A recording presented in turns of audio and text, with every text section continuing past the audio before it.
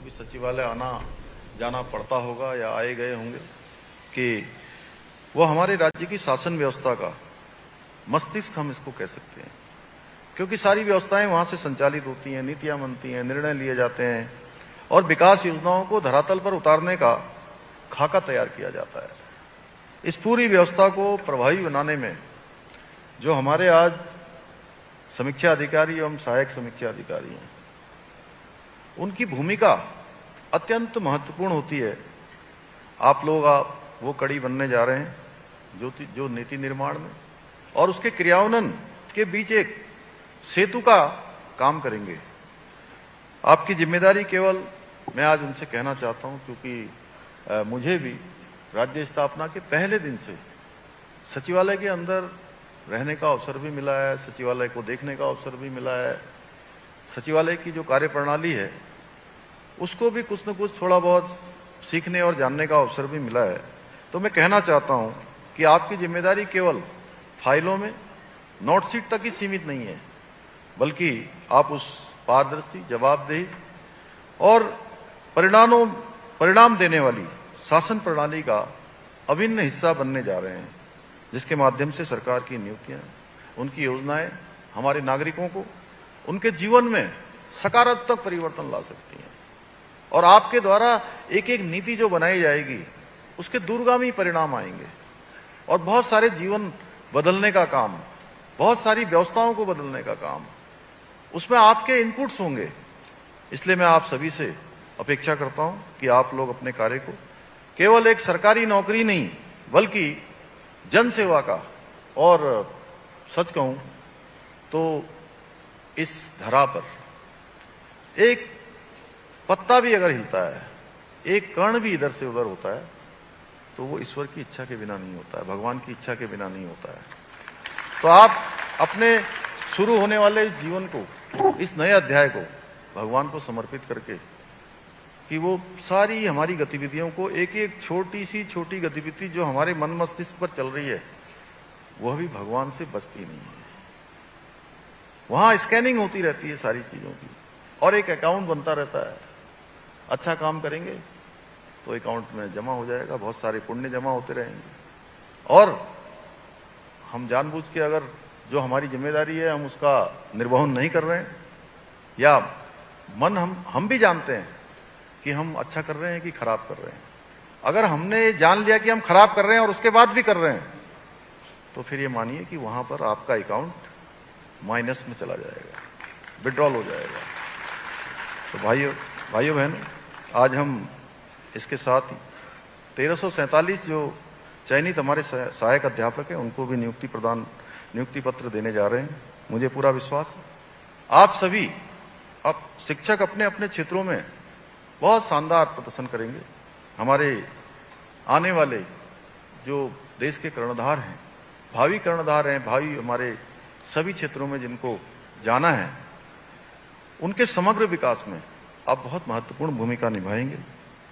आज से आप सभी के कंधों पर, ठीक कहा अभी विनोद चमोली जी ने, कि आप सभी के कंधों पर उत्तराखंड के भविष्य को संवारने की जिम्मेदारी है।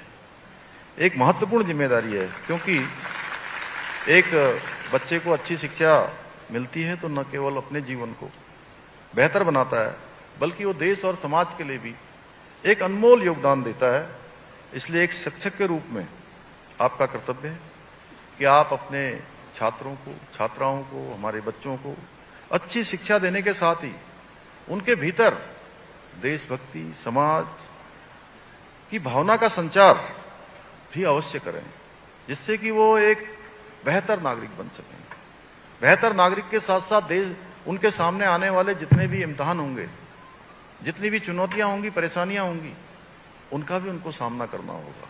उसके लिए तैयार करना आपके अनुभव से, आपकी शिक्षा से ही उनके लिए संभव हो पाएगा। साथियों, आदरणीय प्रधानमंत्री जी के मार्गदर्शन में हमारी सरकार प्रदेश की शिक्षा व्यवस्था को आधुनिक बनाने के लिए और गुणवत्तापूर्ण बनाने के लिए निरंतर प्रयास कर रही है। हमारी सरकार के द्वारा जहां विद्यार्थियों के लिए क्वालिटी एजुकेशन सुनिश्चित करने हेतु विभिन्न कार्यक्रम और योजनाएं संचालित की जा रही हैं, वही शिक्षकों को भी उपयुक्त वातावरण, साधन उपलब्ध कराने के साथ शिक्षकों के प्रशिक्षण, कौशल विकास के लिए विभिन्न योजनाएं प्रारंभ की गई है। अभी धन सिंह जी ने बताया कि आप सबको 1.5 दिन का प्रशिक्षण डाइट पर लेना है अपने अपने क्षेत्रों में, वह भी इसी प्रक्रिया का एक हिस्सा है। हम राज्य के विद्यालयों में इंफ्रास्ट्रक्चर से लेकर डिजिटलाइजेशन तक प्रत्येक स्तर पर व्यापक सुधार करने के लिए निरंतर कार्य कर रहे हैं। हमारी सरकार शिक्षक भर्ती की प्रक्रिया को पारदर्शी और निष्पक्ष बनाने के लिए हमने कई महत्वपूर्ण कदम उठाए हैं ताकि योग्य और प्रतिभाशाली व्यक्तियों को ही शिक्षण कार्य में सम्मिलित किया जा सके।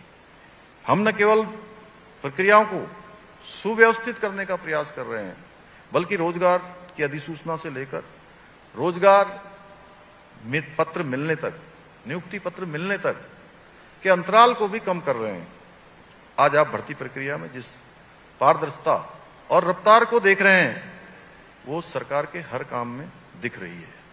जिस प्रकार से हालांकि आपका 1 साल शिक्षा विभाग का लेट हो गया, लेकिन उसके बावजूद भी हमारा प्रयास है कि जो कैलेंडर है उस कैलेंडर के अनुरूप भर्ती प्रक्रियाएं संपन्न हों।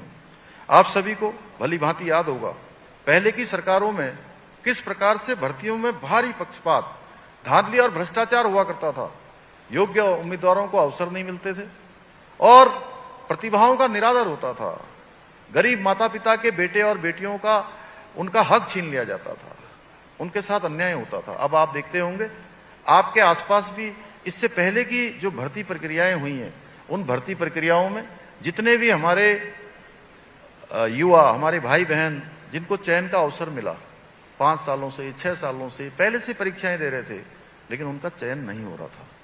अब उन्हीं अभ्यर्थियों में से, उन्हीं छात्रों और उन्हीं छात्राओं में से, उन्हीं हमारे भाई बहनों में से अब एक साथ 3-3, 4-4 परीक्षाओं में उनको चयन का अवसर मिल रहा है। ये पारदर्शिता का ही परिणाम है।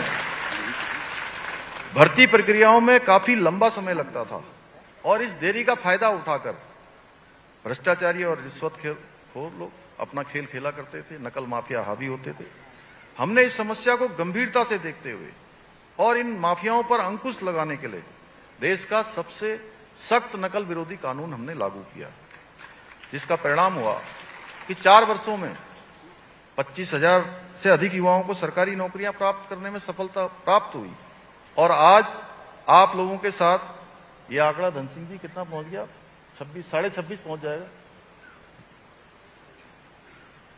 आप लोगों से पहले कितना था? 25,000।